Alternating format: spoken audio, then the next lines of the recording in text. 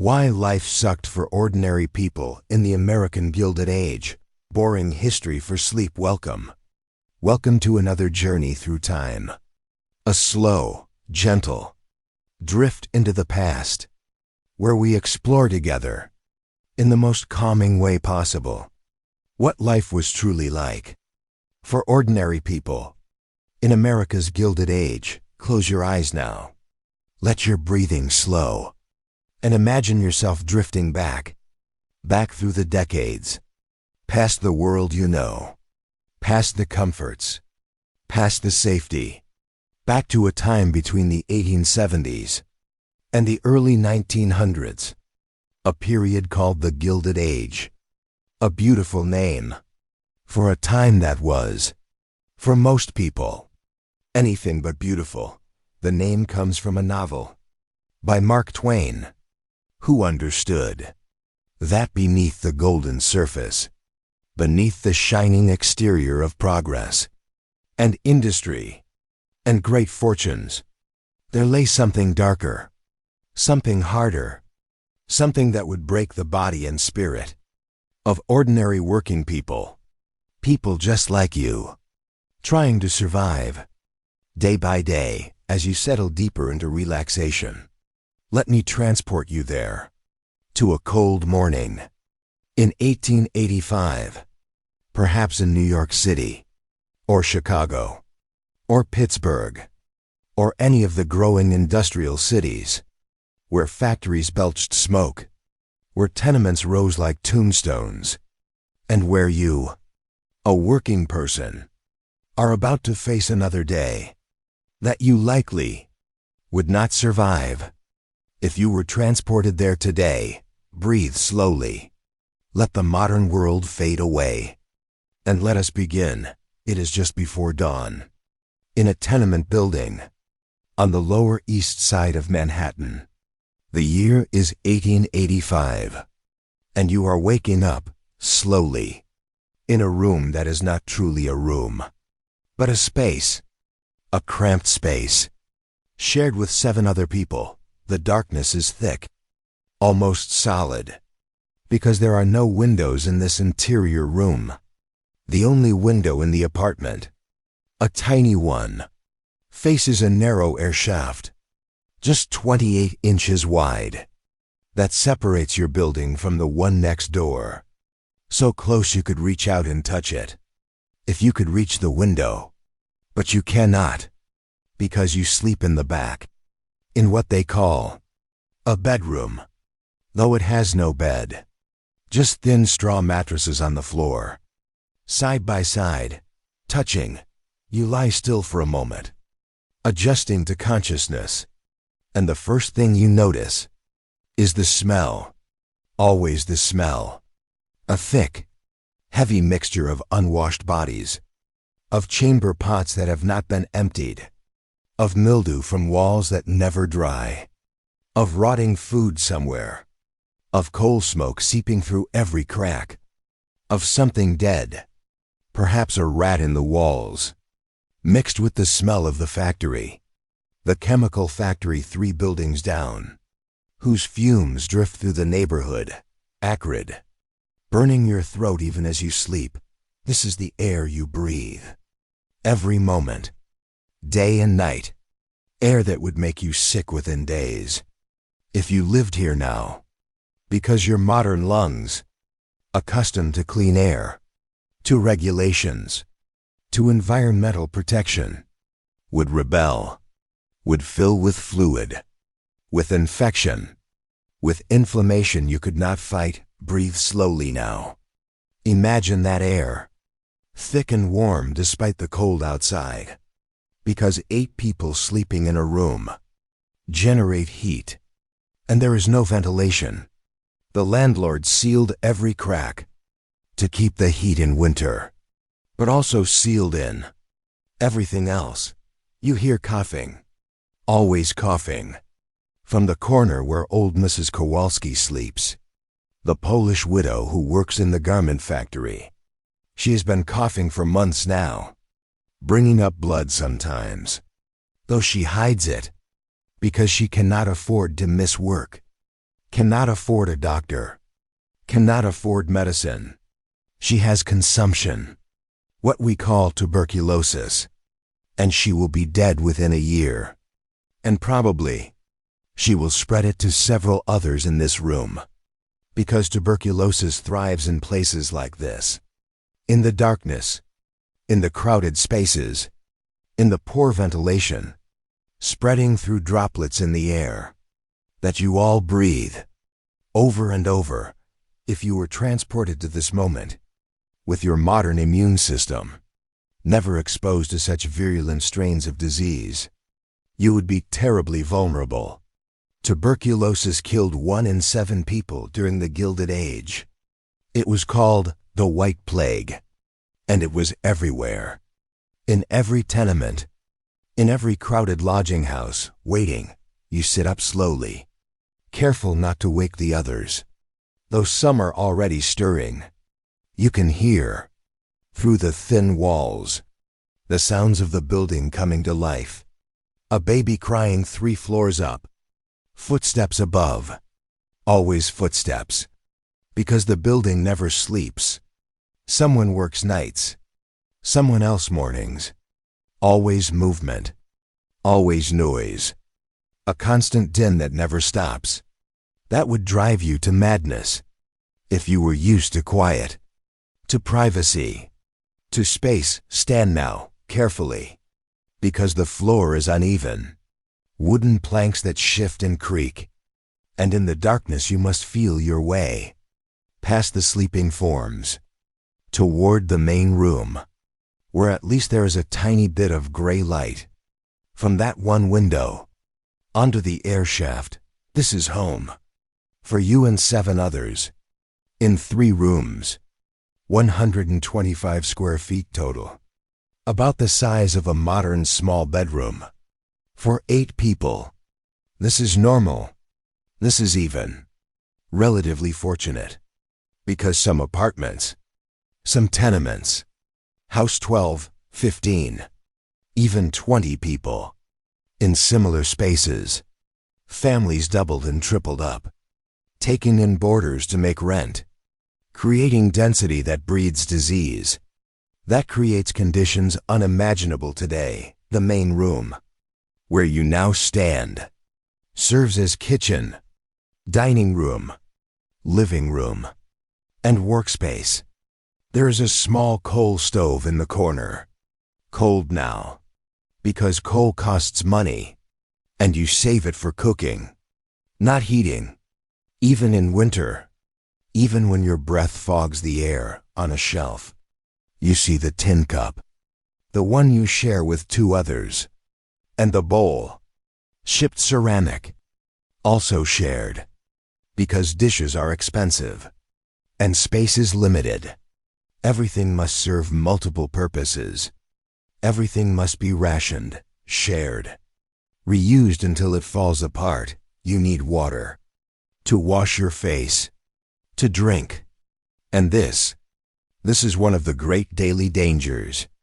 One of the reasons you would not survive. The water in this building, in this tenement like thousands of others. There is one water tap. In the hallway, shared by 4 floors, by perhaps 150 people. You must walk down the dark hallway, careful of the broken floorboards, past the overflowing communal toilet. Just a hole in a wooden box, in a tiny closet, also shared by the entire floor. 16 families. The smell there is beyond description, beyond anything you have experienced. A concentrated horror of human waste, never properly cleaned, emptying into a vault in the basement that is supposed to be emptied weekly, but often is not. This toilet, this privy, sits just feet from the water tap. And this is where disease truly breeds, where cholera waits, where typhoid fever waits, where dysentery waits, ready to spread through contaminated water, through flies that land on waste and then on food, through hands that touch surfaces and then mouths. You would not survive, because your body, despite its modern strength, has no immunity to these diseases, has never faced the particular virulent strains that flourished in such conditions. Cholera could kill you in hours, through dehydration so severe your skin would turn blue. Your eyes would sink, your body would collapse, and there would be no four fluids, no hospital, no treatment beyond perhaps, if you were lucky, someone giving you water, which might itself be contaminated, typhoid fever, caused by bacteria in water contaminated with feces, would burn through your body for weeks, fever rising to 104 degrees, delirium, weakness so profound you could not lift your head, intestinal bleeding, perforation, death in perhaps 20% of cases, and those who survived often became carriers, like Typhoid Mary, spreading disease without knowing. Walk slowly to the tap. In your mind, feel the cold metal. Wait your turn behind two other tenants, also seeking water in the early darkness. And when your turn comes, you fill a tin bucket, watching the water trickle out, brownish, with sediment, because the city's water system, even in a great city like New York, is barely adequate, often contaminated, sometimes mixed with sewage when systems overflow, which they do regularly. You drink this water because you must. There is no choice. No bottled water, no purification systems, no knowledge even of bacteria, of germs, though the germ theory of disease is just beginning to be understood. Most people still believe in miasma, in bad air, in moral failing as cause of illness. Carry the bucket back, slowly, carefully, because spilling means another trip, and your day must begin soon, before the sun rises, because work starts at 6, and you must be there, or you do not get paid, or worse, you lose your job, and someone else, from the thousands desperate for work, will take your place. Back in the apartment, you pour a small amount of water into a basin, a shared basin, and you wash your face, your hands. There is no soap, or rather, there is a small piece of lye soap, harsh and caustic, shared among 8 people, used sparingly because it too costs money. You do not wash your body, because that requires too much water, too much heating of water, too much privacy that does not exist. Most people, during the Gilded Age, bathed fully perhaps once a week, or once a month, or less, and this constant unwashed state contributed to disease, to skin infections, to lice, to typhus carried by body lice. Another killer. You would not survive this. Your modern skin, accustomed to daily showers, to antibacterial soap, to clean clothes, would break out in rashes, in boils, in infections that would spread, that would make you sick, that could kill you through blood poisoning, through sepsis, with no antibiotics to stop it. Dress now, in the clothes you wore yesterday and the day before, because you own 2 sets of clothing, one to wear, one to wash. Though washing is difficult, requires water, requires drying space, requires time you do not have. Your clothes are made of rough fabric, wool or cotton, scratchy against skin, stained, worn, patched and repatched, because new clothes are expensive, a luxury, and you are not luxurious. You are surviving. The others are rising now. The small children, coughing, always coughing, with what might be just a cold, or might be pneumonia, or might be diphtheria, a disease that would strangle children, that closed their throats with a gray membrane, that killed thousands every year, and that you, transported from today, would have no immunity to, even though you might be vaccinated, because vaccines then did not exist, or were primitive, unreliable. One of the children, little Sarah, is 4 years old, and she looks thin, so thin her bones show, because there is not enough food, never enough food, and what food there is goes first to the adults who work, who bring in money. Children eat what is left, often just bread, or potatoes, or watery soup, with little meat, little milk, little nutrition, and so they grow slowly, sicken easily, die young. 1 in 5 children in tenement districts died before their 5th birthday, from disease, from malnutrition, from accidents, from the simple fact that their small bodies could not survive the conditions. You would watch this if you lived here, and you would be powerless, just as everyone was powerless, because doctors were expensive, medicine was expensive or ineffective. Hospitals were places people went to die, not to be cured. And for the poor, for ordinary working people, there was no safety net, no welfare, no food stamps, no Medicaid, nothing. Just charity, from churches or settlement houses. If you were lucky, if you were deemed worthy, if you could prove you deserved help. Breakfast, there is no breakfast really. Not as you know it. No eggs and toast. No cereal and milk. No juice. No coffee even. Because coffee is expensive. Instead, there is bread. Dark bread. Perhaps a bit stale. Bought from yesterday's discount pile.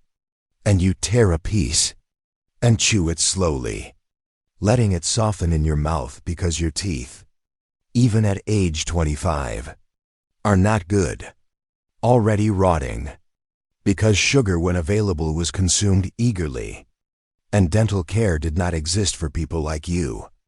A toothache meant suffering, or having the tooth pulled, without anesthesia, by someone who was not really a dentist, just someone with pliers, if there is anything to put on the bread.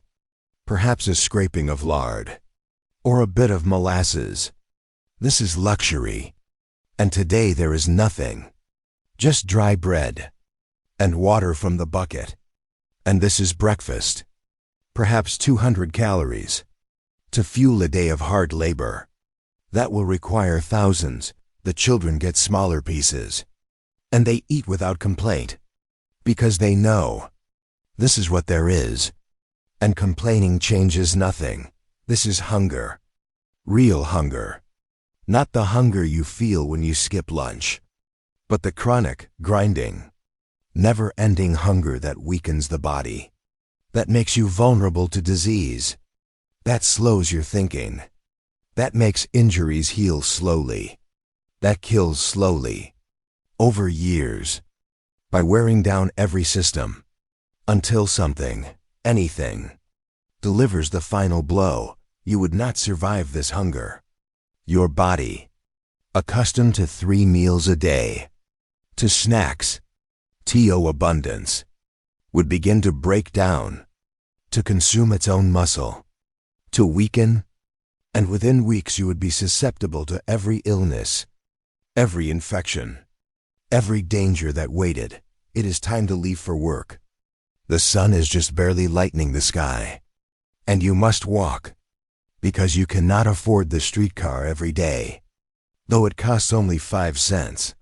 But 5 cents is too much when you make perhaps $8 or $9 a week, and rent alone takes 3, and food takes 3 more, and there is coal, and clothes, and 100 other necessities that consume every penny.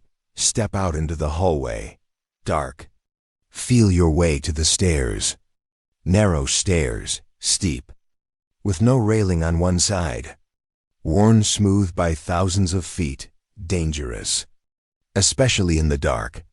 People fall here, break bones, die from falls, from infections that follow. And there is no lawsuit, no compensation, no accountability, just your own fault for being careless down 5 flights, past the smells of cooking, of waste, of too many people in too small a space, and out onto the street, imagine it, slowly. Let the scene build in your mind. As you relax deeper, the street is not paved. Not here, not in this neighborhood. Just dirt, or mud when it rains, or in spring when snow melts, mixed with garbage, with horse manure, with human waste, because chamber pots are sometimes emptied out windows, into the street, where everything mixes, creating a soup of filth that you must walk through, that splashes on your already dirty clothes, that coats your boots, that you track inside later, that spreads disease. The smell, even at dawn, is overwhelming. The smell of rot, of decomposition, of animal waste, of smoke, always smoke, from thousands of coal stoves and fireplaces, creating a haze, a fog of pollution that burns your eyes, that makes breathing difficult, that coats your lungs with particulate matter, that causes lung disease, emphysema, chronic bronchitis, that shortens lives by decades. You walk, and around you, others walk too. Men and women heading to work. Children too, because children work. Many children, from age 8 or 9, in factories, in mills, in shops, for pennies a day. Because families need every bit of income to survive. The streets are alive with danger, with risk, that you, from the modern world, would not anticipate. Horses, everywhere horses, pulling wagons, pulling carriages, pulling streetcars on rails. And horses are dangerous. They kick, they bolt, they trample people. Every year, hundreds of people in cities like New York are injured or killed by horses, run over by wagons, crushed against walls. And there is no traffic law, no speed limit, no rules, just chaos. The horses also produce so much waste. A single horse produces 20 to 30 pounds of manure per day. And in a city like New York, with perhaps 150,000 horses, that is millions of pounds of waste, every day, piled in streets, attracting flies, billions of flies, that spread disease, that land on food, on faces, carrying bacteria from manure to mouth, spreading typhoid, spreading cholera, spreading dysentery. Dead horses too, sometimes left in streets for days, because removal is expensive, and they are heavy, and they decompose slowly, creating terrible smells, attracting rats, so many rats, that the cities of the Gilded Age were overrun with them. Rats in walls, rats in cellars, rats in streets, carrying fleas, and fleas carrying plague. Though the great plagues had passed, still smaller outbreaks occurred. Still people died from diseases carried by the vermin that thrived in the filth. You walk through this, breathing through your mouth, trying not to smell, trying not to think about where your feet are stepping, trying to get to work. The walk takes 30 minutes, through neighborhoods just as poor, just as crowded, past buildings leaning, past vacant lots filled with garbage, past pigs roaming, because some people keep pigs in city lots, to eat garbage, to later slaughter for meat, creating more filth, more smell, more disease vectors. You pass saloons, already open, even at 6 in the morning, because drinking is constant, a way to cope, to forget, to dull the pain of existence. And alcoholism is rampant, destroying families, leading to violence, to poverty worse than already exists. But what else is there? What else is there to look forward to? For ordinary people with no hope of rising, no hope of comfort, just endless work until body gives out. You pass women, standing on corners, even in early morning, prostitutes, because prostitution is perhaps the only way many women can earn enough to survive, especially if widowed, or abandoned, or escaping worse situations. They stand in the cold, risking disease, risking violence, risking arrest, because police do arrest them, though never the men who buy, always the women who sell, sent to workhouses, to prisons, to asylums sometimes, disappeared into systems that do not care. This is the world. Slow down your breathing. Let it sink in. How hard it was. How dangerous. How every step outside risked illness, injury, death. You would not survive, because you do not know the rules. The unwritten rules of street survival. Where to walk, where not to walk, which corners are controlled by which gangs. Yes, gangs, because crime is everywhere. Pickpockets, muggers, con artists, preying on everyone but especially on immigrants, on the newly arrived, on those who do not speak English well. And there is little police protection. Police are often corrupt, taking bribes from criminals, from saloon owners, from brothel operators, looking away from crime while harassing the poor for minor infractions. You arrive at the factory, a large brick building, 5 stories, windows broken in places, patched with boards, smoke pouring from tall chimneys, the smell of chemicals strong, making your eyes water. This is a textile factory, where you work, where you have worked for 3 years, since you were 17, and where you will work until something stops you, injury, illness, death, because there is no retirement, no pension, no social security. You work until you cannot, and then you depend on family, or charity, or you die. Enter through the side door, the worker's entrance, down narrow stairs into the basement workroom, where the air is thick, humid, because moisture keeps the threads from breaking, but also breeds mold, breeds lung disease, and already you feel your chest tightening, the way it does every day, the chronic cough you have developed, bringing up gray phlegm, that you spit into a can. Along with everyone else, the room is long, filled with rows of machines, looms, clattering, so loud that conversation is impossible, that you can feel the vibration in your chest, in your bones, noise so constant that you are going deaf, slowly, because there is no hearing protection, no OSHA, no regulations, and many workers by age 30 can barely hear, and by 40 are deaf, and this is just accepted. As part of the job, the room is lit by gas lamps, flickering, casting uneven light, creating shadows, making it hard to see the work, leading to mistakes, leading to injuries, because the machines are dangerous, unguarded, with moving parts exposed, with gears and belts that catch clothing, catch hair, catch fingers. You have seen injuries.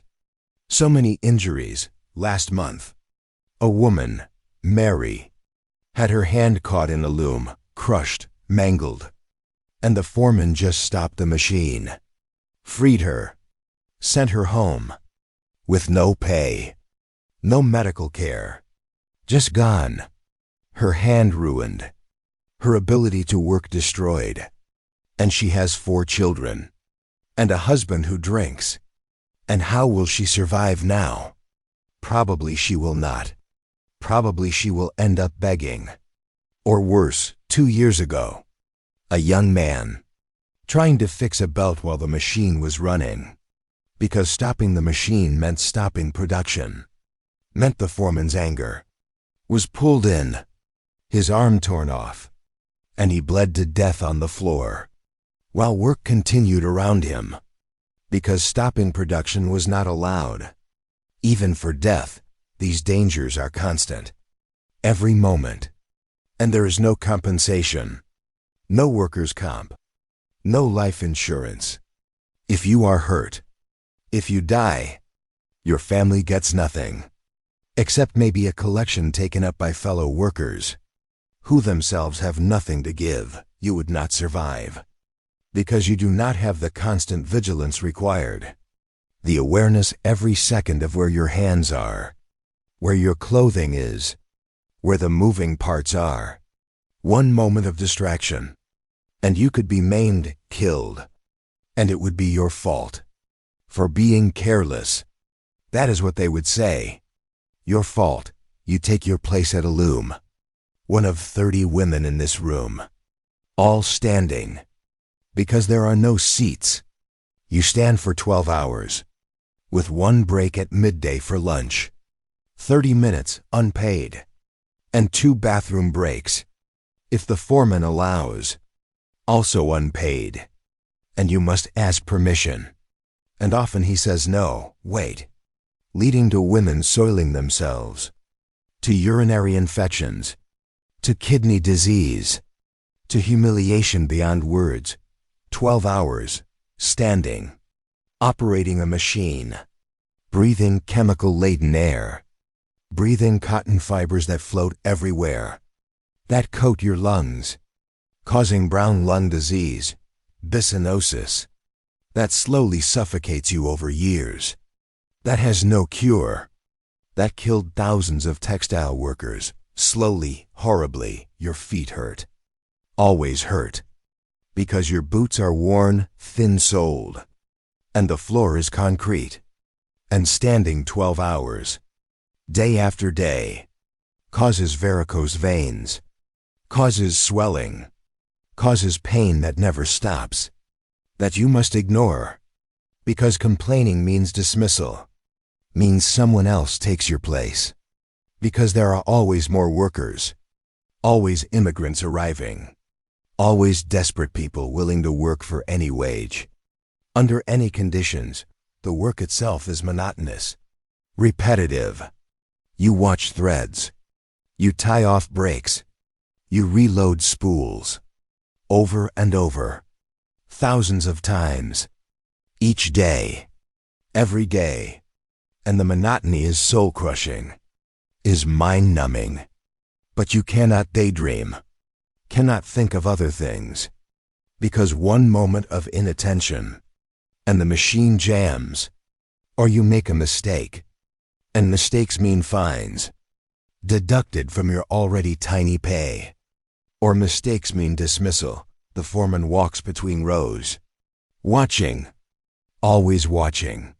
A man who himself was once a worker, but now has a tiny bit of power, and uses it cruelly. Shouting at women. Sometimes touching them. Unwanted touches. That you must endure. Because to complain means dismissal. Or worse. Means being labeled a troublemaker. Means never working in any factory again. Because the owners know each other. Share information. Blacklist workers who complain. This powerlessness. This vulnerability. Is crushing. Is why you would not survive. Because you are used to rights. To the ability to complain. To HR departments. To laws against harassment. But here, there is nothing. Just the raw power of owner over worker. Of man over woman. Of rich over poor. The morning drags, slowly. So slowly. And let yourself drift with it. Feel the exhaustion. The standing, the noise, the heat, because the room is hot, even in winter, from the machines, from the bodies, and in summer it is unbearable, over 100 degrees, with no ventilation, women fainting, carried out, sometimes dying from heat stroke. And work continues, your mind wanders, to the life you wish you had, to dreams of something better. But these dreams are dangerous, because there is no path upward. Not really.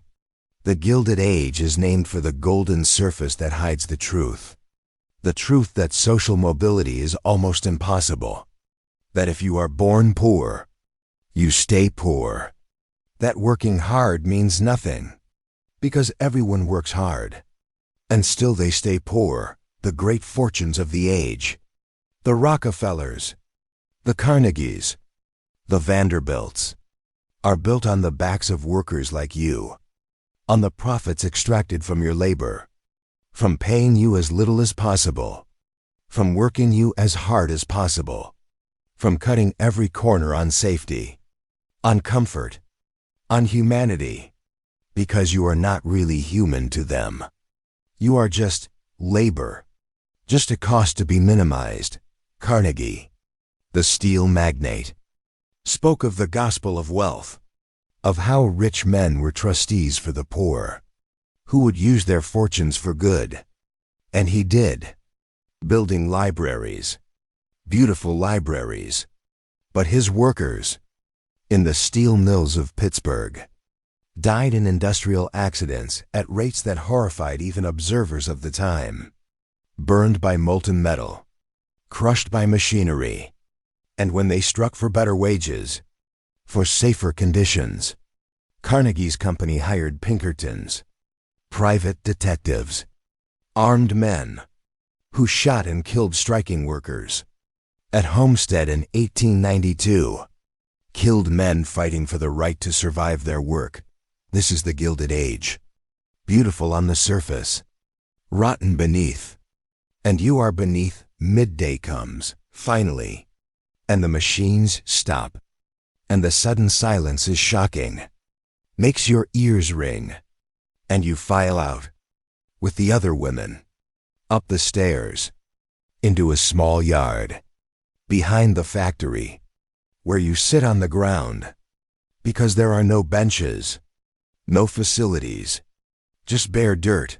You take out your lunch, brought from home, wrapped in newspaper, because you cannot afford to buy lunch, not even from the street vendors outside, who sell food of questionable quality anyway, food that might be spoiled, might be contaminated, because there is no refrigeration, no food safety laws, no inspection.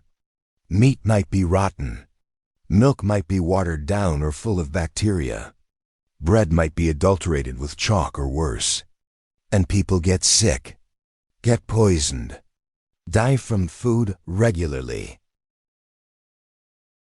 Your lunch is simple, a piece of bread, the same bread from breakfast, and perhaps a potato, boiled last night, cold now, mealy, and you eat slowly, because this is all there is until supper, and you need to make it last, to fill your stomach enough to continue. Around you, women talk quietly, too tired to be animated, talking of children, of rent, of husbands, of injuries, of who died recently, because someone is always dying, from tuberculosis, from pneumonia, from childbed fever, from accidents.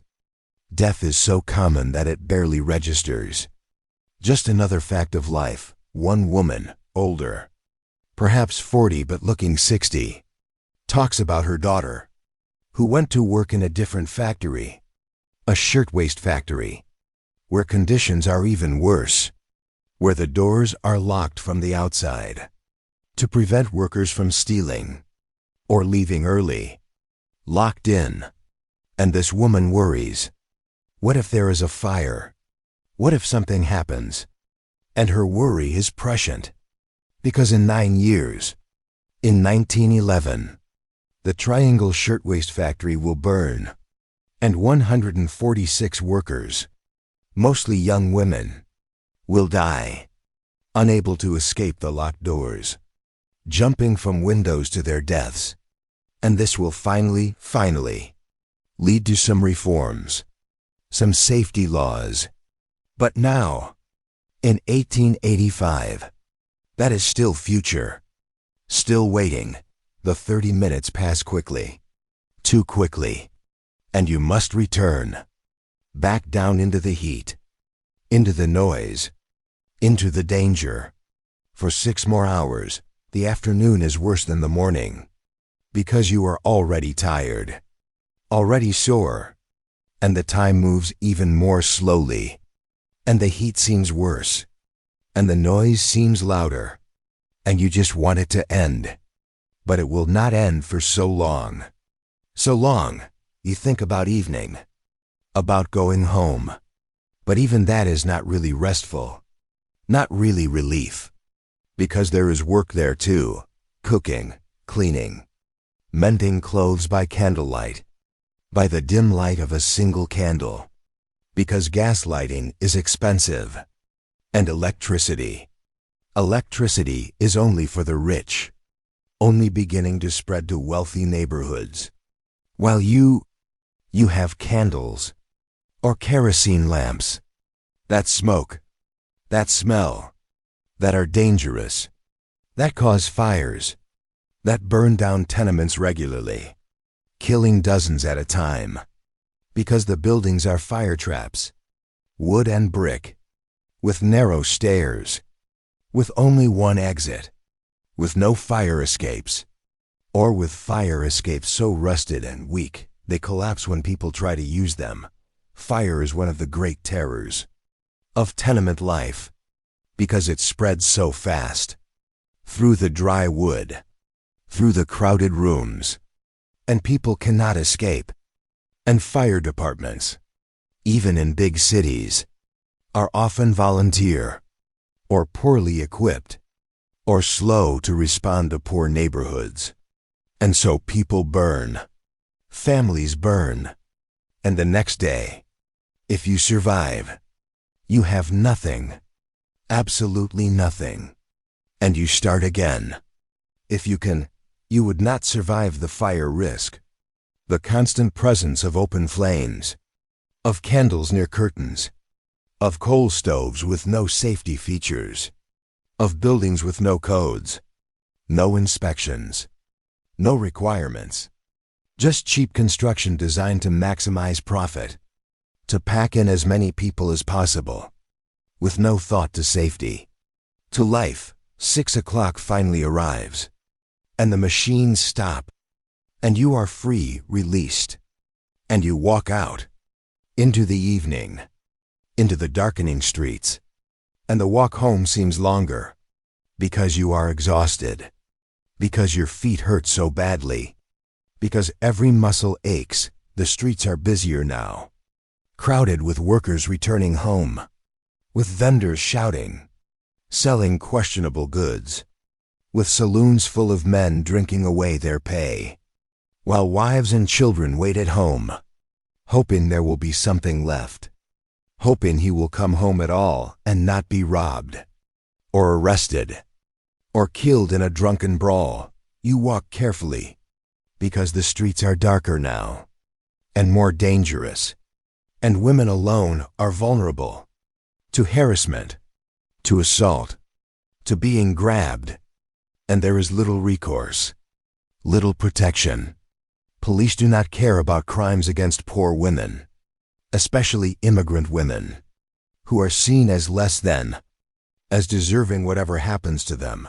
You hurry, as much as your tired body allows, past alleys where you do not look, past corners where groups of men gather, and you make it home, up those 5 flights again, each step harder now than this morning, and into the apartment, where everyone is home now, crowded together, where supper must be prepared, supper, is potatoes again. Always potatoes. Because they are cheap, filling, and they keep relatively well.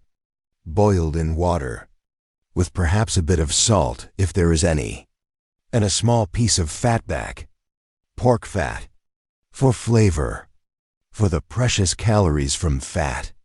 And this is divided among 8 people. Small portions. Never enough. But all there is, you eat. And the food is bland.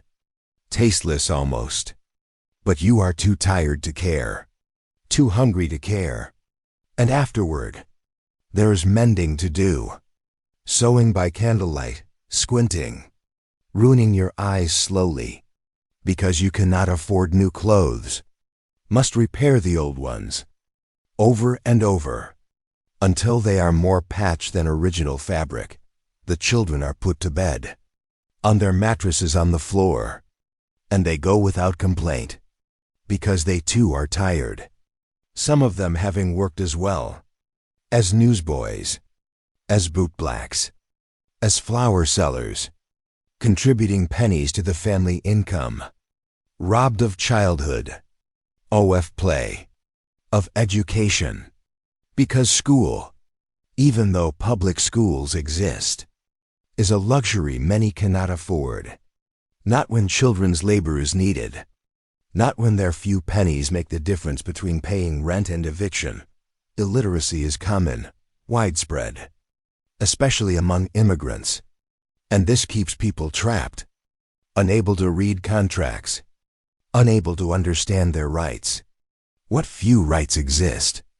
Unable to advance, perpetually at the mercy of those who can read, who can cheat them, who can take advantage. Night falls completely, and the apartment is dark.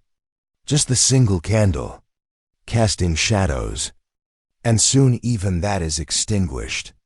To save the candle, and you lie down on your mattress, in the darkness, in the smell, in the noise of breathing and coughing and crying babies through the walls, and you try to sleep. But sleep is difficult, because the mattress is thin, because the floor is hard beneath, because you are hungry, still hungry, because something itches. Bedbugs probably.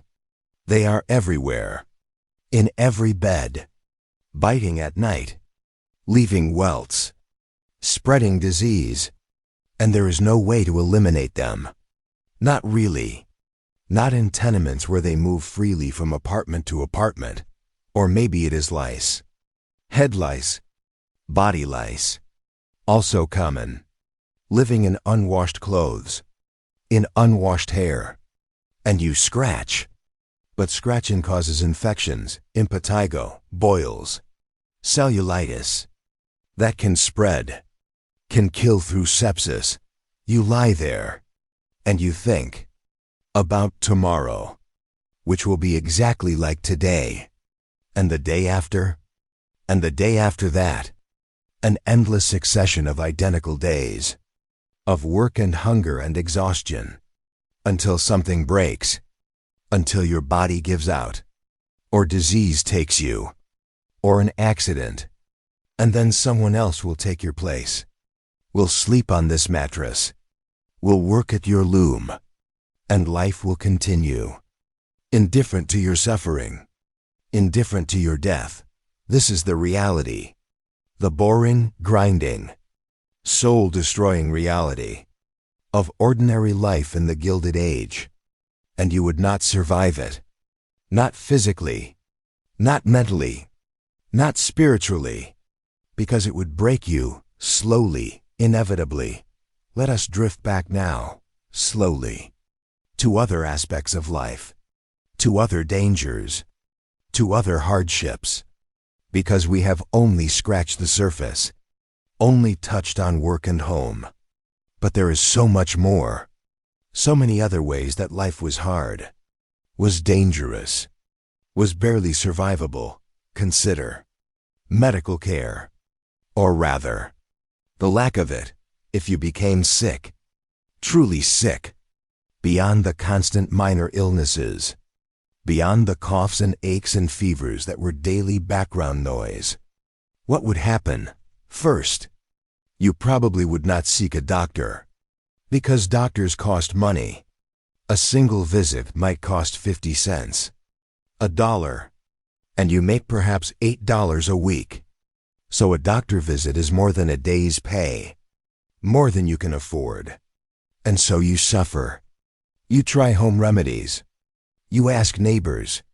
You hope it passes. If it does not pass, if it worsens, you might finally seek help. And you would find that medical care in the 1880s is primitive by modern standards, dangerous even. Doctors have only rudimentary understanding of disease. Germ theory is new, not widely accepted. Many doctors still believe in bloodletting, in purging, in treatments that actively harm. They do not wash their hands between patients, do not sterilize instruments, spread infection from one person to another unknowingly. Surgery, if needed, is performed without proper anesthesia, or with ether or chloroform, which themselves are dangerous, can kill, and surgery itself is incredibly risky, because of infection, because of blood loss, because techniques are crude. Survival rates for major surgery are 50% or less. Going to surgery is like flipping a coin, and so people avoid it. Suffer with hernias, with appendicitis, with conditions that today are easily treatable, but then were death sentences if you needed hospitalization. Hospitals in the Gilded Age were not places of healing, but places of death, crowded, dirty, filled with infection, with gangrene, with sepsis. Nurses were often untrained, sometimes just poor women looking for work, and care was minimal. You would lie in a ward with dozens of others, with only a curtain for privacy, with the smells of blood and pus and decay, and you would probably die there, and your body would be removed, and another patient would take your bed. Still warm. This is why people feared hospitals, avoided them, preferred to die at home, where at least they were with family, where at least there was some dignity. You would not survive illness, because your body, even if young and relatively healthy now, has no immunity to the diseases that were common then, and no access to the treatments that could save you. No antibiotics for pneumonia, no insulin for diabetes, no surgery for appendicitis, no chemotherapy for cancer, nothing. Just suffering, and likely death. Consider also the police and the justice system. The police in Gilded Age cities were corrupt, often brutal, and largely indifferent to the poor. Police officers were politically appointed through patronage systems, and their loyalty was to the political machines, to Tammany Hall in New York, to similar organizations in other cities. Not to justice, not to protecting citizens. Police took bribes from criminals, from business owners, looked away from illegal gambling, from prostitution, from selling alcohol without licenses, in exchange for payments, regular payments, that supplemented their low official salaries. Police also brutally suppressed labor organizing, broke strikes, beat protesters, arrested union organizers on false charges, because the wealthy who controlled politics saw unions as threats, saw collective bargaining as dangerous, and so they used police as private enforcers, to keep workers in line, to keep them powerless. If you were arrested, for any reason, real or fabricated, you would find no fair trial, no proper legal representation. If you could not afford a lawyer, and you could not, you would be assigned one who did not care, who might meet you for 5 minutes before trial, who would do the bare minimum. Trials were quick. Justice was arbitrary. Sentences were harsh. For petty theft. For vagrancy. For being drunk in public. You might be sent to a workhouse. To a prison. To an insane asylum. For months. For years. In conditions worse than tenements. With forced labor. With beatings. With solitary confinement. With death from disease or violence or despair. Prisons were hellholes, overcrowded, disease-ridden, violent. Guards were often sadistic. And prisoners had no rights. No protections. Could be worked to death. Could be beaten. Could be forgotten. And if you were black, or Chinese, or any person of color, the system was even worse. Exponentially worse. Because racism was not just accepted, but codified, legal, enforced. Black Americans in the South lived under Jim Crow, under constant threat of violence, of lynching, of being arrested on false charges and forced into convict leasing. A system where prisoners were leased to companies, to plantations, and worked literally to death, with no pay, with no hope of release. Slavery by another name, in the North. Discrimination was less formal, but still pervasive. Black workers were confined to the worst jobs, paid less, housed in the worst areas, denied entry to most establishments, attacked by white mobs if they tried to move into white neighborhoods, and police offered no protection. Often participated in the violence. Chinese immigrants, concentrated on the West Coast, faced the Chinese Exclusion Act, the first significant law restricting immigration based on race, faced violence from white workers who saw them as competition, faced barriers to citizenship, to owning property, to testifying in court, essentially made into a permanent underclass, vulnerable, exploitable. This racial oppression is another reason you would not survive. Because if you were not white, the already terrible conditions were magnified, were made unbearable, and there was no recourse, no civil rights movement, no NAACP yet, no legal protection, just raw oppression, and the need to survive somehow. Despite it all, let us drift now to children, to the lives of children in the Gilded Age. Because this might be the most heart-wrenching aspect, the most difficult to contemplate. From our modern perspective, children, as mentioned, worked. Many children, starting at age 8 or 9, sometimes younger, in factories, in mines, in mills, in sweatshops, in the streets, in textile mills. Children crawled under running machinery, to retrieve dropped spindles, to clean, risking being crushed, being mangled, because their small bodies could fit in spaces adults could not, in coal mines.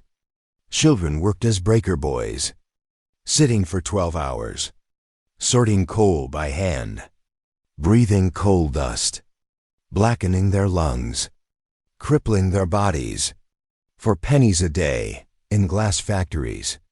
Children worked near furnaces, in incredible heat, carrying molten glass, risking burns, risking heat stroke, losing their childhood to endless labor in the streets.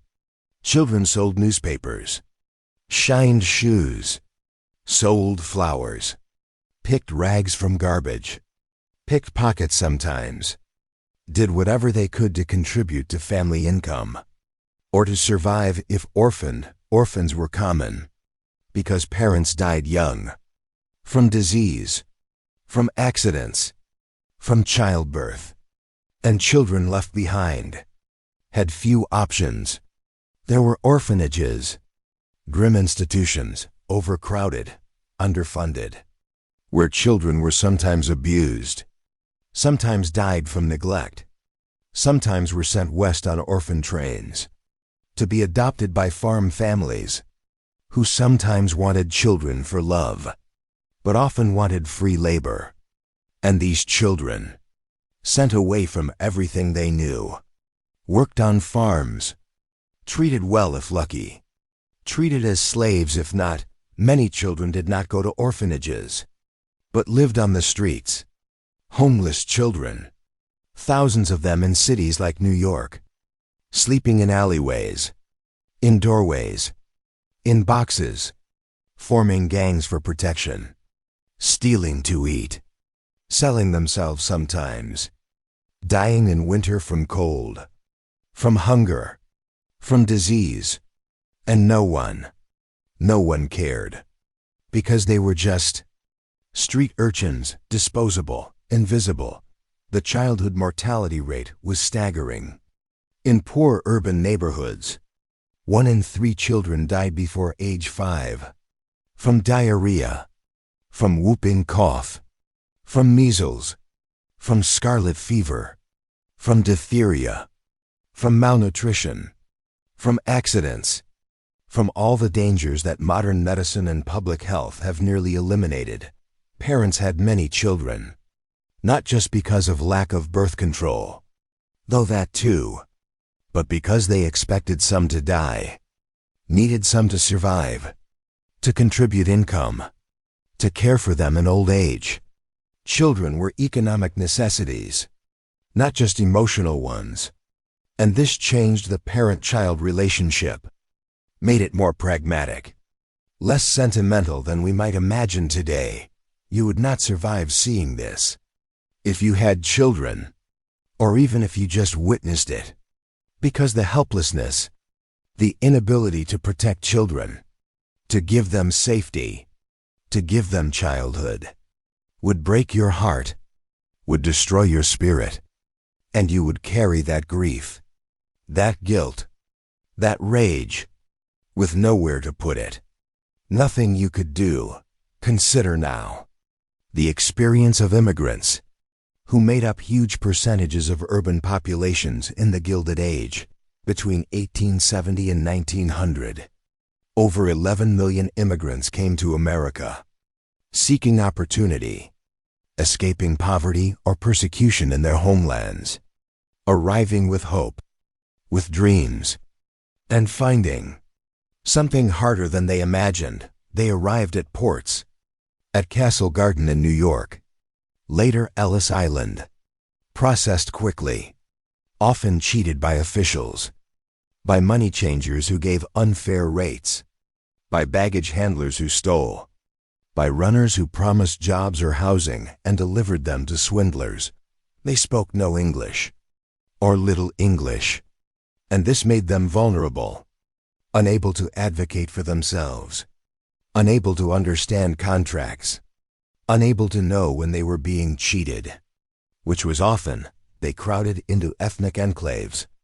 Little Italy, the Lower East Side, Greektown, Chinatown, where at least people spoke their language, but where conditions were worst, where exploitation by their own countrymen was common, because everyone was desperate, because survival meant sometimes taking advantage. They took the jobs no one else wanted, the most dangerous, the lowest paid, in slaughterhouses, in tanneries, in chemical factories, where the work destroyed bodies, where life expectancy was even lower than for native-born workers. They faced nativism, racism, violence. The Know-Nothing movement, though strongest earlier in the century, still had echoes. Suspicion of Catholics, of Jews, of anyone different. Immigrants were blamed for crime, for disease, for taking jobs, for lowering wages, when in fact, they were just trying to survive, just like everyone else. But they were convenient scapegoats. Italian immigrants were sometimes lynched in the South. Chinese immigrants faced violence in the West. Irish immigrants, though by this time more established, still faced discrimination in employment. Signs that said, "No Irish need apply," and yet, they could not go back. Because going back meant admitting failure, meant shame. And often they had sold everything to come, had nothing to return to. And so they stayed, and suffered, and hoped that maybe their children would have this immigrant experience of displacement, of exploitation, of being unwelcome, of fighting just to exist, is another layer of hardship, another reason you would not survive. Because you would have no support network, no cultural knowledge, no language skills, no resources, just yourself. In a hostile world, let us consider the experience of women specifically. Because women faced additional layers of difficulty, women in the Gilded Age had limited rights, limited options, limited autonomy if married. Legally, they were under the control of their husbands. Coverture laws meant married women could not own property, could not sign contracts, could not keep their own earnings in states. They were essentially property themselves, of their fathers until marriage, of their husbands after domestic violence was common and legal. A man could be his wife, as long as he did not kill her or maim her permanently. And even then, prosecution was rare. Courts saw marriage as private, saw women as needing discipline, saw intervention as inappropriate. Women who left abusive marriages had no resources. Divorce was difficult, required proving specific grounds like adultery or extreme cruelty, was socially shameful, left women destitute because they had no right to marital property, to support beyond minimal alimony if any. Single women or widows had few employment options. They could work in factories for even lower wages than men, typically half what men earned for the same work, because women were seen as temporary workers or as secondary earners. They could do domestic service, the most common female employment, as maids, as cooks, as laundresses, living in the homes of their employers, working 16-hour days, subject to sexual harassment or assault by masters or sons of the house. With no recourse, they could do piecework at home, sewing garments, making artificial flowers, rolling cigars, paid by the piece, earning perhaps $2 or $3 a week for backbreaking labor, going blind from close work and poor light. Or they could turn to prostitution, which, as mentioned, was sometimes the only way to earn enough to survive, especially in the absence of any social welfare, any support for widows or abandoned women or women fleeing abuse. Pregnancy was dangerous. Childbirth was the leading cause of death for women of childbearing age, because obstetric care was primitive, because doctors did not wash their hands, because cesarean sections were rarely performed and usually fatal, because hemorrhage and infection killed. Maternal mortality was perhaps 6 to 9 deaths per 1,000 births, compared to less than 0.2 per thousand today, meaning that a woman who had 5 or 6 children, which was average, had a several % chance of dying in childbirth. A Russian roulette that women faced repeatedly. Birth control was illegal under the Comstock laws, which banned distribution of contraceptives and even information about contraception, classifying it as obscenity, leaving women with no reliable way to prevent pregnancy, no way to space births, no way to control their own bodies, and if pregnancy was unwanted, abortion was illegal and dangerous, performed in secret by midwives or quacks, without anesthesia, without sterile technique, often resulting in infection, in hemorrhage, in death. And if a woman survived a botched abortion and sought medical help, she might be prosecuted, imprisoned. This lack of bodily autonomy, this constant vulnerability, is another profound reason you would not survive. because the control you are accustomed to over your own life, your own reproduction, your own safety, did not exist. And the powerlessness would be overwhelming. Let us turn now to the simple fact of dirt, of filth, that permeated every aspect of life. We have mentioned some of this, but it deserves deeper exploration, because the sheer uncleanliness would be shocking, intolerable. To anyone from the modern world, streets were not cleaned, not regularly. Garbage accumulated, animal waste accumulated, creating layers of filth that dried in summer into dust that covered everything, that turned to mud in rain that was 6 inches deep. Cities employed street sweepers eventually, but they were few, and the job was impossible, because the waste generation far exceeded any cleaning capacity. Inside buildings, inside homes, dirt was inescapable, because coal smoke coated everything, because dust from streets blew in through windows and cracks, because people were dirty, because clothes were dirty, because there was no way to truly clean. Washing clothes was a monumental task, requiring hauling water, heating water, scrubbing by hand, and so it was done infrequently, and clothes were worn dirty, and this attracted vermin and spread disease. Personal hygiene was minimal. A full bath might happen monthly, or less. People washed face and hands, but not bodies, not regularly, and this led to constant skin diseases, to rashes, to infections, to infestations of parasites. Hair was unwashed, uncombed often, because combs were expensive, and hair was full of lice. And women's long hair, which was the fashion, was almost impossible to keep clean, and often was just piled up, pinned up, with the dirt and oil and parasites hidden. Teeth were not brushed, or brushed with rough powders that wore away enamel. Breath was foul, because of rotting teeth, because of poor digestion from bad food, because of lung diseases that caused bad breath.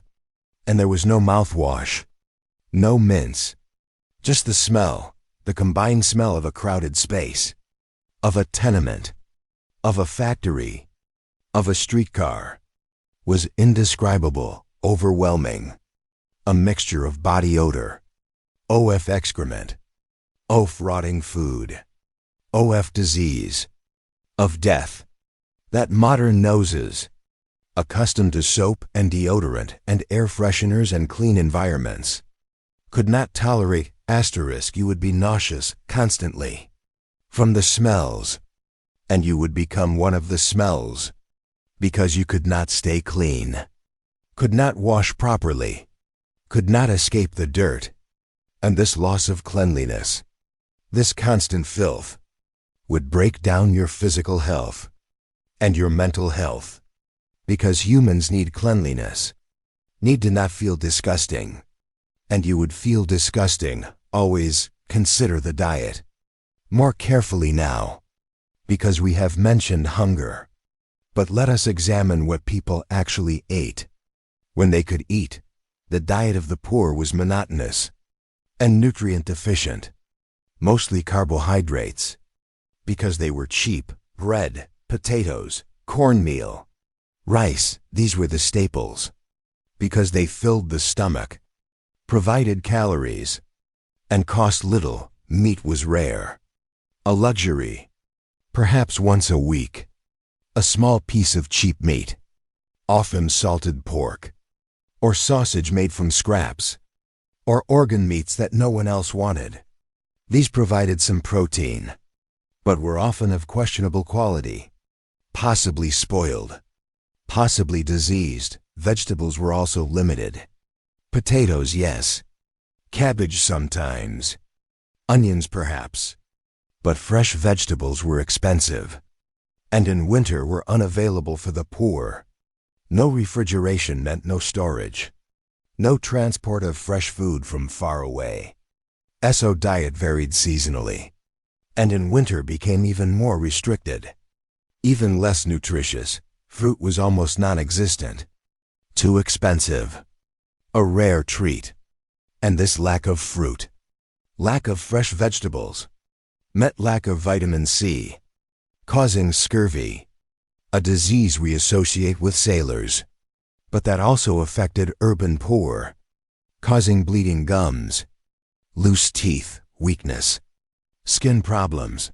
Milk was available, but often contaminated, because there was no pasteurization, no refrigeration. Milk was sold from cans that were reused, not properly cleaned, and bacteria multiplied. Milk transmitted tuberculosis, transmitted typhoid, transmitted scarlet fever, and children drank it, and sickened, and died. Infants who could not be breastfed, because the mother died, or could not produce milk due to malnutrition, were fed cow's milk or various concoctions, and their survival rate was very low.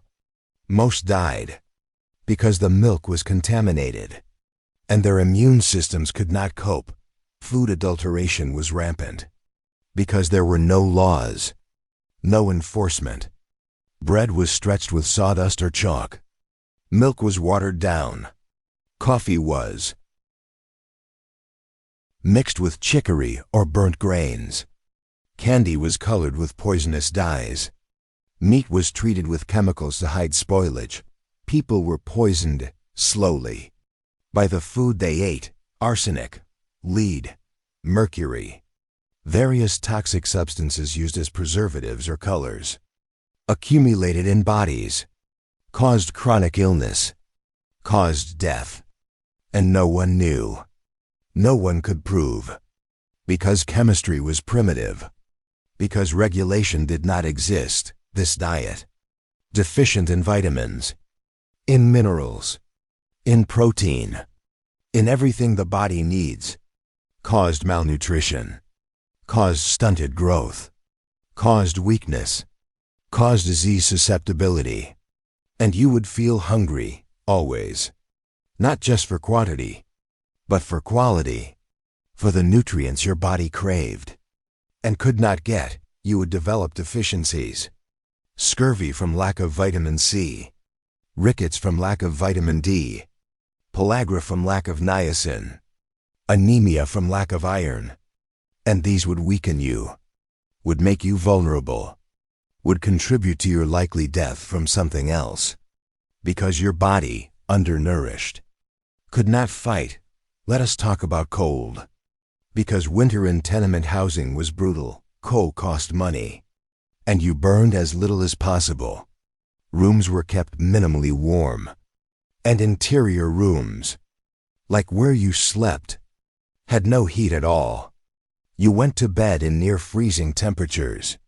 In winter, with thin blankets, inadequate covers, and you huddled together for warmth. Children slept in piles, pressed against each other, because that was the only way to stay warm enough to sleep. Infants died from cold, from hypothermia, simply froze to death in the night, and were found blue and stiff in the morning. Frostbite was common, from walking to work in inadequate clothing, in worn boots, in the snow and ice. Toes, fingers, noses, ears froze, turned black, became gangrenous, had to be amputated, or killed through sepsis, and you could not miss work due to cold, could not stay home. So you walked through blizzards, through cold that literally hurt, that burned your lungs, that made every breath painful, and you worked in factories that were barely warmer than outside, because heating large factory spaces was expensive, and owners did not care if workers were cold. Conversely, summer was torture. In tenements with no ventilation, with windows facing air shafts that blocked any breeze, with sun beating on tarred roofs, temperatures inside exceeded outside, reached 110, 115 degrees. And there was no escape. No air conditioning. No fans even. Just heat, oppressive, deadly. Heat waves killed hundreds, thousands. People died in their rooms. Bodies not discovered for days because no one checked. Because everyone was suffering. Old people, babies, sick people died first. But healthy people died too. From heat stroke. From dehydration. From hearts that gave out under the strain. You would not survive this. Because your body, accustomed to climate control, to heating in winter, to air conditioning in summer, would rebel, would struggle with temperature extremes, would sicken, would fail, consider sanitation more deeply. Because this really was the root of so much disease, so much death. We have mentioned the privy in the hallway, shared by dozens. But consider the system, or lack of system. More broadly, human waste. From these privies, from these toilets, fell into vaults and basements, or into cesspools underground. And these were supposed to be emptied by night soil men, who came and pumped them out. But this was expensive, and landlords avoided it. And so vaults overflowed, seeped through walls, into basements where people lived, into yards where children played. Cesspools leaked, contaminated groundwater, contaminated wells, contaminated the very water supply that people drank. This is how cholera spread, how typhoid spread. Bacteria from feces, getting into water, into food, into mouths, and causing infections that killed quickly and horribly. Cholera especially was terrifying, because it killed so fast. A person could be healthy in the morning, and dead by evening, drained by diarrhea so severe they lost liters of fluid, shriveled, blue, a horrible death. And it spread through neighborhoods like wildfire, because the source, contaminated water, was used by everyone. Cities did try to improve water systems, to bring clean water from reservoirs, from distant sources. And by the late 1800s, larger cities had better water. But the distribution was unequal. Wealthy neighborhoods got clean water, got water pressure, got indoor plumbing, while poor neighborhoods got little, got contaminated water, got sick, and even with better water sources, the sewer systems were inadequate. Many cities had sewers, but not universal coverage, and sewers often emptied directly into rivers, the same rivers from which water was drawn downstream, creating a cycle of contamination in cities without sewers, or in areas not connected. Waste accumulated, or was dumped in rivers or harbors, creating terrible pollution, creating breeding grounds for disease. You would not survive this, because you would not know what water was safe, would not know to boil it. Boiling was not common practice yet, and even if you suspected, you might have no choice but to drink questionable water, because it was all there was, and you would sicken, and likely die, from something preventable, from something we have eliminated. But that was endemic then. Let us drift now into the experiences of different types of workers, because not everyone worked in factories, and each occupation had its own particular horrors. Domestic servants, mostly women and girls, lived in the homes of their employers, usually in the attic or basement, in tiny rooms, and they were on call essentially 24 hours.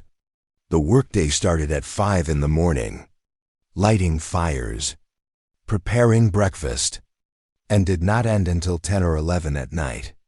After dinner was served and cleaned up, they scrubbed floors on their knees, carried water up and down stairs, washed clothes by hand, beat carpets, cleaned grates, all heavy physical labor.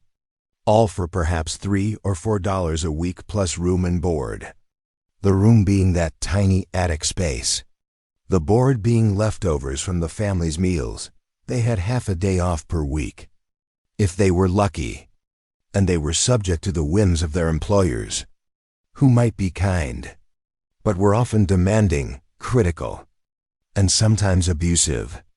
Male employers or sons might make advances, might assault, and the servant had no recourse, could not refuse without losing her position, losing her housing, losing everything. Loneliness was profound, because they lived separate from their families, separate from other servants, often isolated, invisible, treated as less than human, as part of the furniture, street vendors, pushcart operators, flower sellers, newsboys. These were self-employed, but barely surviving. They bought goods, newspapers, flowers, produce, and sold them for small markups, standing in all weather, calling out, competing with hundreds of others doing the same. Bad weather meant no sales, meant no income, meant no food. There was no safety net, no unemployment, nothing. And they were constantly harassed by police, told to move along, arrested for peddling without licenses that they could not afford. Longshoremen, who loaded and unloaded ships, did brutal physical labor, lifting heavy cargo, sacks of grain, crates, barrels, bales, working on docks in all weather, risking hernias, back injuries, crushed limbs when cargo shifted or fell.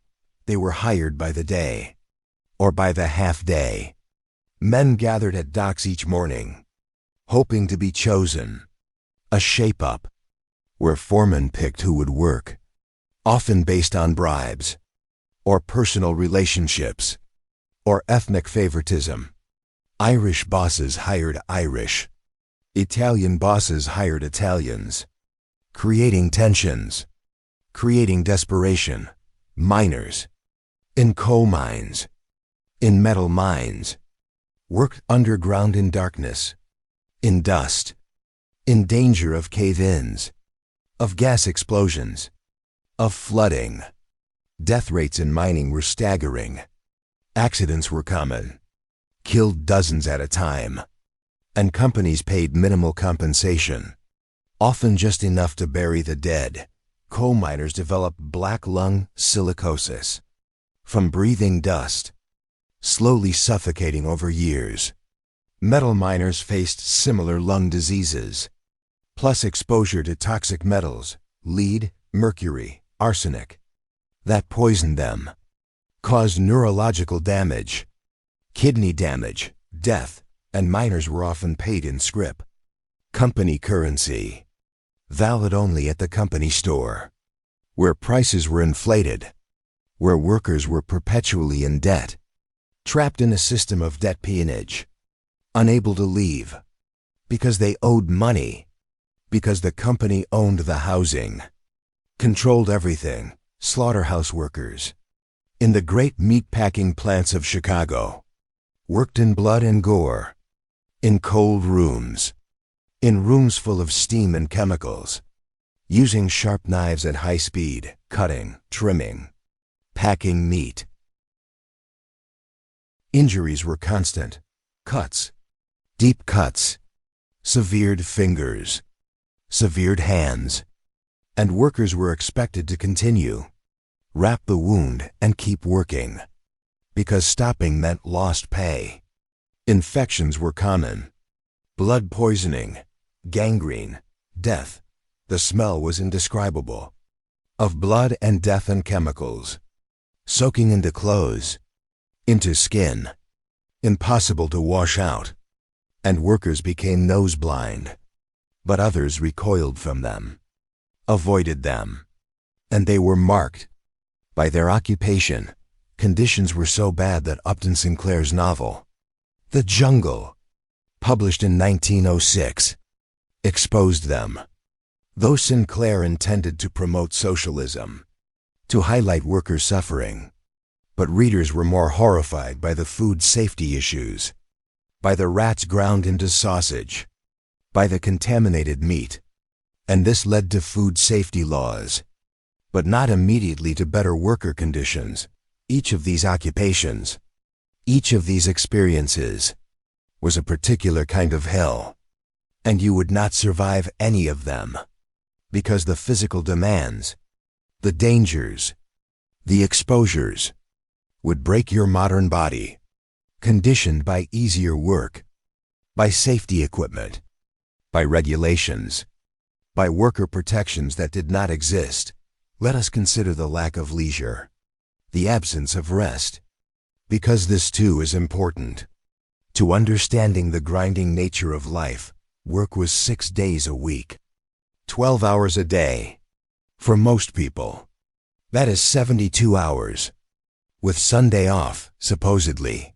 Though some worked 7 days, some worked longer shifts. Sunday was rest day, but not really rest, because there were chores, cooking, cleaning, all the household labor that could not be done during the week.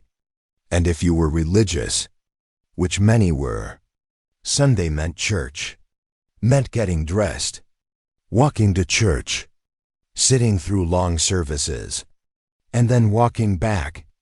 More time, more energy spent. There was little entertainment, little distraction. Saloons, yes, for men, but these were destructive, led to alcoholism, to spending money needed for family, led to domestic violence when men came home drunk. For women, for children, there was almost no recreation. Perhaps a walk if weather permitted. But where would you walk? Through dirty streets, past factories and tenements. There was no beauty, no parks in poor neighborhoods, no green spaces, no places designed for relaxation. Later in the Gilded Age, some reforms created small parks, playgrounds for children, settlement houses that offered activities. But these were limited, were not available to everyone. And the overwhelming experience was just work, and then exhaustion, and then sleep, and then work again. No vacations, no holidays except a few religious ones. And even those, some factories stayed open, expected workers to come, and penalized them if they did not. No books, because illiteracy, and because books cost money, and because after 12 hours of physical labor, exhaustion prevented reading, even if you could. No music except what you made yourself, or heard in church, or in saloons. No recordings, no radio, no television obviously. Just silence and noise. The noise of the city, of machinery, of people. But no pleasant sounds, no entertainment sounds. This absence of joy, of pleasure, of anything to look forward to, was soul-crushing, and you would sink into depression, into despair.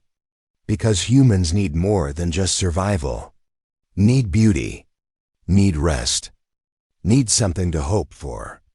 And there was nothing. Let us drift to the legal system more, because we touched on it. But there is more to understand. If you were injured at work, which was likely, you had no recourse, no workers' compensation, no employer liability. The legal doctrine was assumption of risk, meaning that by taking the job, you assumed the risks.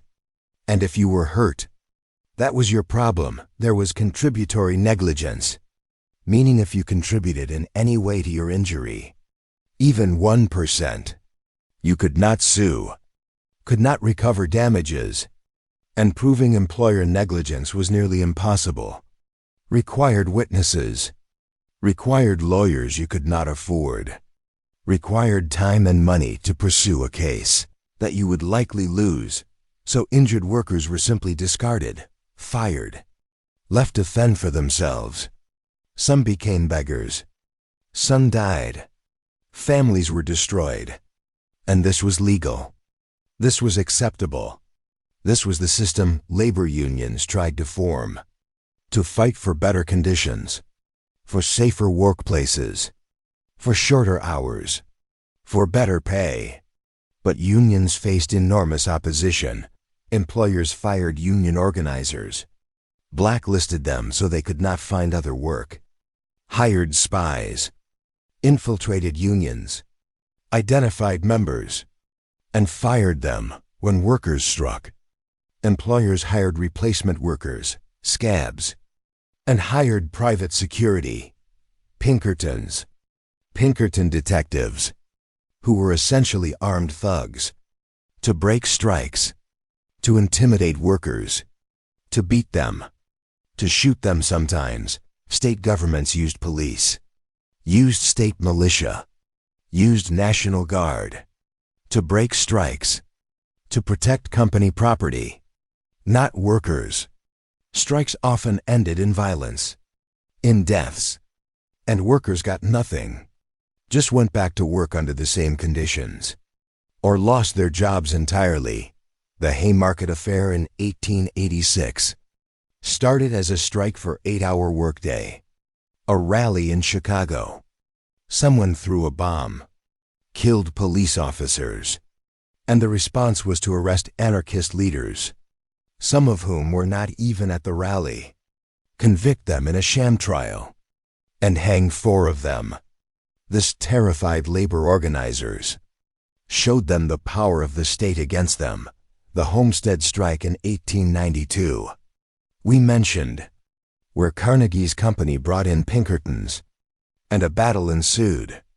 Workers died, Pinkertons died, and ultimately the state militia came, ended the strike, broke the union, and workers went back defeated. The Pullman Strike in 1894. Railroad workers striking against wage cuts, against high rents in Company Town, was broken by federal troops, by court injunctions, by jailing union leaders including Eugene Debs, showing again that government sided with capital, against labor. This lack of power, this inability to organize, to collectively bargain, to improve conditions, is another reason you would not survive. Because you would expect fairness, expect rights, expect to be able to advocate for yourself. But none of that existed. You were alone, powerless, disposable. Let us consider women's specific work experiences more, because we have mentioned some. But there is more. The garment industry, sweatshops, were mostly women, sewing clothes, piecework, paid by the item, a few cents per garment, working at home, or in tiny workshops, rooms packed with women at sewing machines, or sewing by hand. The pace was brutal, the pressure constant, because you only earned if you completed pieces, and the faster you worked, the more you earned. But even working at maximum speed, 12-14 hours a day, earnings were minimal. $3 or $4 a week. Eyes were strained, went bad, from close work in poor light. Backs were bent, from hunching over work. Lungs were damaged, from breathing fabric dust, from poorly ventilated spaces, and there was no job security. Fashion changed, demand fluctuated, and you could be without work suddenly, with no warning, and no other skills to fall back on. Laundresses took in washing, stood over boiling water, scrubbing clothes by hand, in steam-filled rooms, breathing in moisture and chemicals, developing lung problems, developing skin problems from constant immersion in harsh soaps.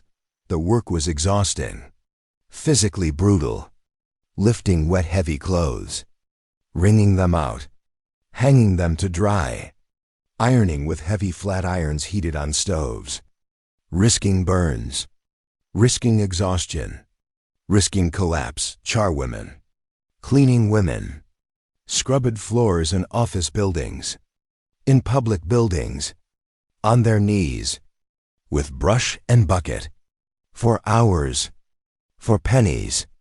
Their knees became chronically damaged, swollen, painful, disabling them by middle age.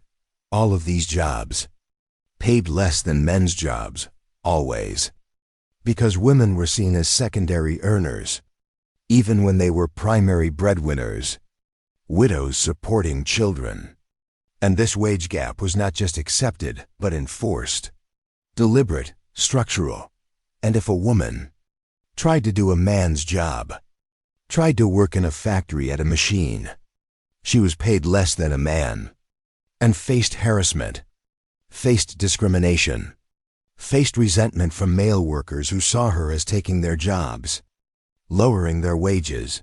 There was no concept of equal pay for equal work, no legal protection, no recourse, just acceptance that women were worth less, were lesser.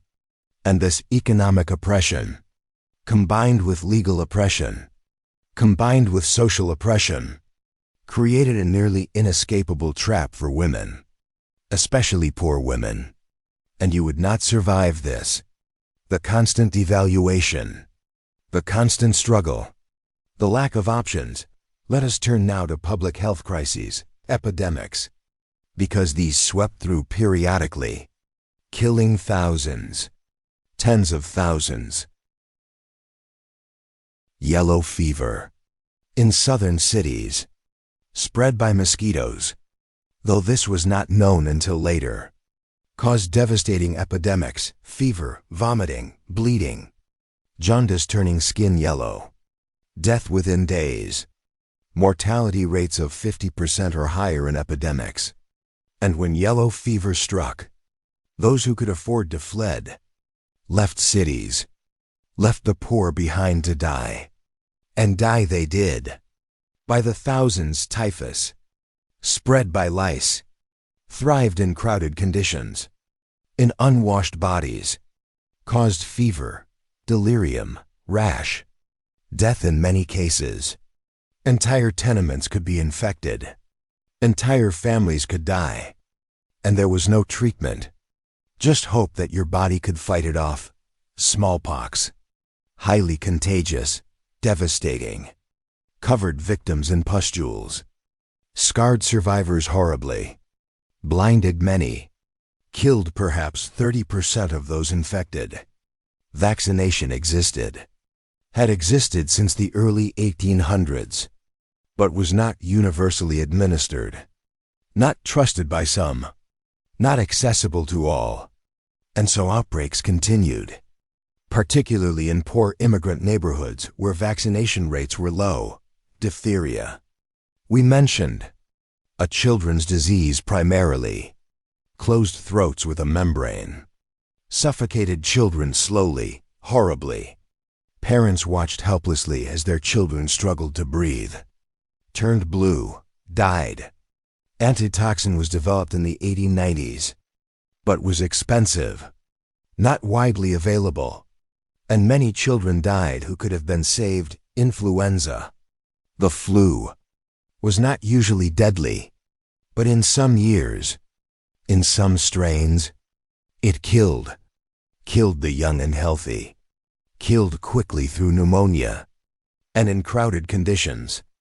It spread rapidly, infected whole communities, and mortality spiked. These epidemics, these disease outbreaks, were accepted as part of life, as inevitable, as acts of God, and people prayed, and hoped, and died, and there was little else they could do. You would not survive an epidemic, because your immune system, despite modern vaccines, despite modern health, has not been exposed, has not developed the specific immunities that people then acquired through constant exposure. If they survived, and you would likely not survive, consider now. Old age, which most people did not reach. Life expectancy in the Gilded Age was perhaps 45 years, meaning that many people died younger, and those who survived to older ages were often worn out, broken, disabled by decades of hard labor, of poor nutrition, of disease. There was no retirement, no social security, no pension for most workers. You worked until you could not, and then you depended on family. If you had family, if they could afford to support you, and if not, you faced destitution, the poorhouse, the county home, grim institutions where the elderly poor were warehoused, neglected, left to die. Old age was not respected, not honored, as it is in some cultures, because the old were seen as burdens, as non-productive, as taking resources without contributing. And this devaluation, combined with genuine inability of poor families to support non-working members, meant that the elderly suffered terribly. If you developed dementia, became confused, there was no care, no understanding. You might be locked away, or left to wander, or sent to an insane asylum, where conditions were horrific, where patients were restrained, beaten, forgotten. If you developed cancer, developed heart disease, developed any chronic condition, there was no treatment, no pain management even, just suffering until death. And death might take a long time, might be prolonged and agonizing. And there was nothing to ease it. This lack of dignity in aging, this lack of care for the elderly, is another reason you would not survive. Because the idea of growing old in such conditions would be terrifying. And if you lived long enough to reach it, the reality would be worse than you imagined. Let us consider mental health. Because the psychological toll of such a life was immense, depression was rampant. Though not named as such, people were described as melancholic, as suffering from nerves, as weak.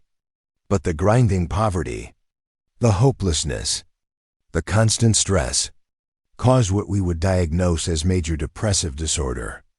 And there was no treatment, no therapy, no medication. Suicide rates were significant, though underreported because of stigma, because of religious prohibition. People killed themselves to escape, to end the suffering, and their deaths were hushed up, hidden, denied. Anxiety from constant danger, constant financial precarity, was pervasive.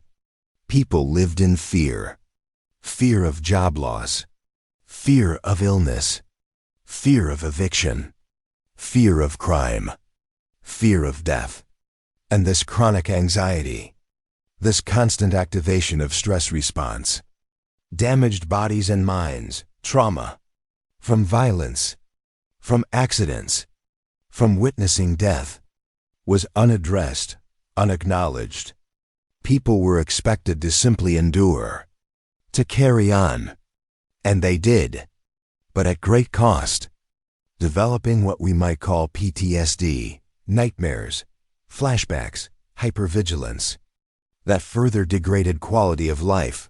Alcoholism we have mentioned, but it was epidemic, the primary coping mechanism, the only widely available one, and it destroyed individuals and families, perpetuated cycles of poverty and violence. Mental illness, serious mental illness like schizophrenia or bipolar disorder, led to institutionalization, to asylums, where treatment was primitive, consisted of restraint, of isolation, of cold baths, of various barbaric techniques, and people were locked away for life, forgotten, dying in institutions, never recovering, never returning to community. This lack of mental health support, this denial of psychological needs, is another layer of suffering, another reason you would not survive.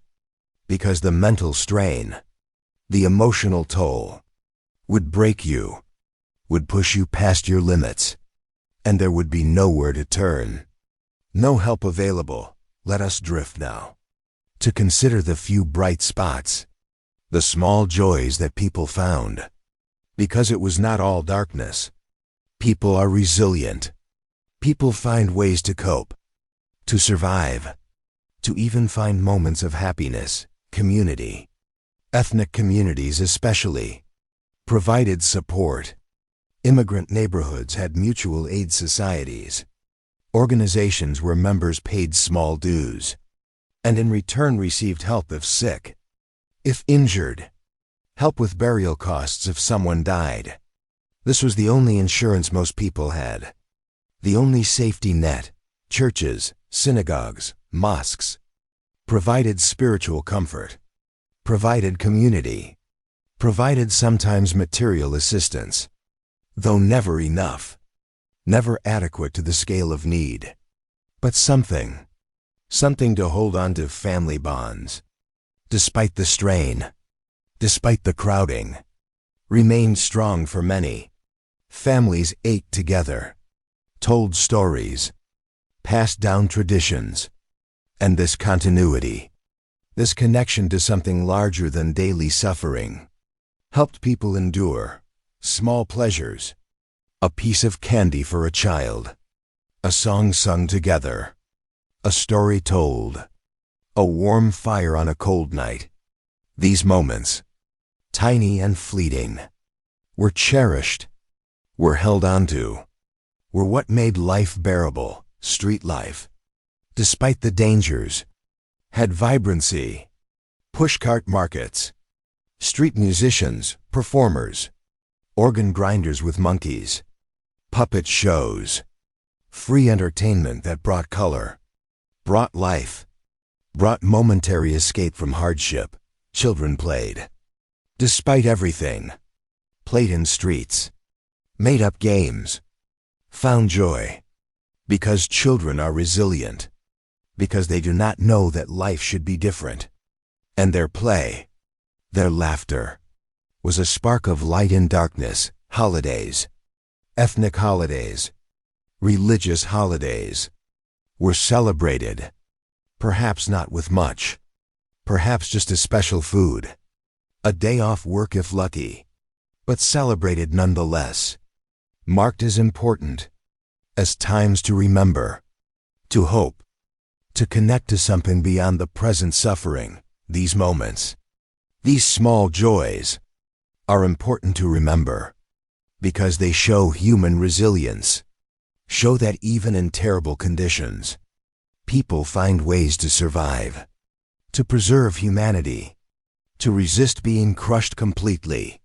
And this resilience, this strength, is admirable, is profound, and yet, it should not have been necessary. People should not have had to be so strong, should not have had to endure so much. Breathe slowly now. Let your body relax as we begin to drift toward the end of this journey, toward the present, toward your comfortable bed, your safe home. The Gilded Age eventually ended. Reforms eventually came, though slowly, too slowly, after too many had died, had suffered. The progressive era that followed brought child labor laws, though weakly enforced at first, brought some workplace safety regulations, brought food and drug safety laws, brought anti-monopoly laws, brought gradual improvements. Labor unions eventually gained strength, gained legal recognition, gained the right to bargain collectively. Though this took decades, took more strikes, more violence, more deaths. The New Deal in the 1930s brought Social Security, brought unemployment insurance, brought minimum wage laws, brought the beginnings of a safety net that would have prevented some, not all, but some of the suffering we have explored. The civil rights movement, the women's rights movement, gradually expanded rights, expanded protections, reduced some forms of discrimination, though much work remains even now. Modern medicine, antibiotics, vaccines, Public health measures eliminated or controlled most of the diseases that killed so readily then: tuberculosis, diphtheria, typhoid, cholera. No longer death sentences in the developed world. Workplace safety laws, OSHA, workers' compensation, dramatically reduced industrial deaths and injuries, made work safer. Though still not perfectly safe, child labor is illegal now. In most of the world, children go to school, have childhoods, have protection. Though again, not everywhere, not perfectly, and yet we must remember that these improvements came from struggle, from people fighting, from people dying, from people refusing to accept that suffering was inevitable. The Gilded Age was called such. Mark Twain meant it ironically, meant to say that the golden surface, the great fortunes, the grand buildings, the technological progress, hid the truth beneath, hid the suffering, the inequality, the exploitation. And we must ask ourselves, as we return to our time, is our own age also gilded? Do we also have shining surfaces that hide suffering, homelessness, poverty, inequality, exploitation in other forms, in other places? And what are we doing about it? But now it is time to sleep, to let go of these heavy thoughts, to drift away. You are safe now, in your bed, in your time, with clean water, with medicine, with heating and cooling, with food, with safety, with rights, with protections. You are so fortunate, more fortunate than you perhaps realized. And it is good to remember, to appreciate what you have, what generations fought for, what was not given but taken, demanded, won through struggle. Close your eyes, breathe deeply, feel the soft mattress beneath you, the clean sheets, the warm blanket, the quiet room, the darkness that is peaceful, not threatening. Let the images of the past fade. Let the suffering recede. It was real. It was terrible. But it is past. It is history. And you are here, now, safe. Drift now. Drift into sleep. Let your mind quiet. Let your body relax completely. From your toes, to your legs, to your hips, to your stomach, to your chest, to your shoulders, to your arms, to your hands, to your neck, to your face. Everything soft, everything heavy, everything relaxed. You would not have survived in the Gilded Age. But you did not have to, because you are here, now, in this time. And you can sleep peacefully, safely, deeply. Drift. Drift. Drift away. Into darkness. Into rest. Into dreams. Gentle dreams. Pleasant dreams. Dreams of better times. Of progress. Of hope. Sleep now. Sleep deeply. Sleep well. And when you wake, you will remember. You will appreciate. And perhaps you will act to make the world better still for those who come after. But now just sleep, sleep, sleep, and rest, rest, rest. Good night.